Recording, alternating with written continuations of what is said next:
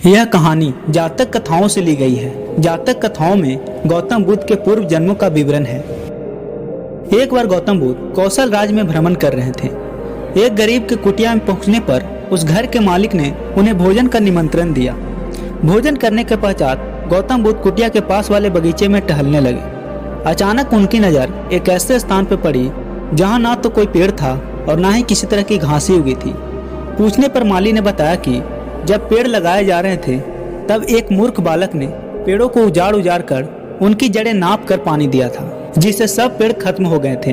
गौतम बुद्ध ने हंसते हुए कहा, उस मूर्ख लड़के ने पहली बार ही बाग नहीं उजाड़ा, इसके पूर्व जन्म में भी ऐसा ही किया था। उस माली और घर के मालिक के पूछने पर गौतम बुद्ध ने उस लड़के के पूर्व जन्म की कथा सुनाई। काशी के राजा बृहदत्त के राज में एक बार नगर में बड़ा उत्सव हो रहा था। राजा के माली की भी इच्छा हुई कि वो भी नगर में जाकर उत्सव देखे, लेकिन उस पर पेड़ों को पानी देने का उत्तरदायित्व था। माली दुर्लभ और सुंदर पेड़ों तथा लताओं से भरे बगीचे की रोज देखभाल किया करता था। उसके न रहने पर बगीचे और पेड़ पौधों की देखभाल कौन करेगा, इसका विचार आने पर उसे अपने बंदर मित्र का ध्यान हो आया। वह बंदर बगीचे में रहने वाले बंदरों का सरदार था। किसी तरह एक बार माली की बंदरों के सरदार से दोस्ती हो गई थी।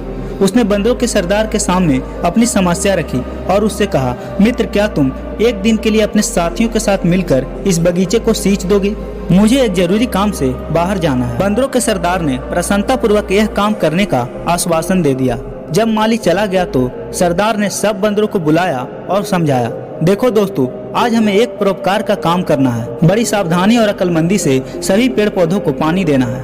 कोई पेड़ प्यासा न रहे। जिस पेड़ को जितनी जरूरत हो उतना ही पानी दिया जाए, लेकिन पानी बर्बाद न किया जाए, वरना पानी की परेशानी खड़ी हो जाएगी। बंदरों को समझ में नहीं आया कि पेड़ पौधों की प्यास कैसे मापी जाए। उन्होंने अपने सरदार से पूछा। तब उस बुद्धिमान बंदर ने उत्तर दिया, पेड़ जड़ों से पानी पीते हैं। किसी पेड़ की जड़ें छोटी होती है तो किसी की बड़ी। अतः तुम लोग ऐसा करो कि प्रत्येक पौधों और लताओं को उखाड़ कर उनकी जड़ों की गहराई देख लो। जिसकी जड़ जितनी गहरी हो उसे उतना ही पानी दो। सरदार का आदेश पाकर बर्तन ले लेकर सिंचाई करने लगे। अब बंदर तो बंदर ही ठहरे। उन्होंने प्रत्येक पौधों को पहले उखाड़ कर उनकी जड़ें नापी और फिर उसे लगाकर उसी हिसाब से उसमें पानी डाला। जल्द ही उन्होंने सारे छोटे छोटे पेड़ पौधों और लताओं को उखाड़ डाला। इस मेहनत के काम में बंदर भी बिल्कुल थक चुके थे, पर उन्हें इस बात का संतोष था कि आज उन्होंने एक बहुत अच्छा काम किया था।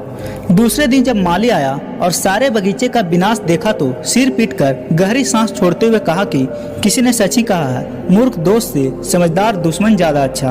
कथा को खत्म करने के बाद गौतम बुद्ध मुस्कुराते हुए बोले, अब तो आप लोग समझ ही गए होंगे कि एक मूर्ख दोस्त से समझदार दुश्मन ज्यादा अच्छा है, क्योंकि एक मूर्ख दोस्त का उपकार भरा काम भी हमें दुखी देता है। गौतम बुद्ध ने आगे कहा, इस संसार रूपी बगीचे को भी एक अच्छा जीवन जीने लायक स्थान बनाने के लिए अनगढ़ और मूर्ख व्यक्तियों की नहीं, बल्कि श्रेष्ठ चिंतन से युक्त व्यक्तियों की ही ज्यादा आवश्यकता है।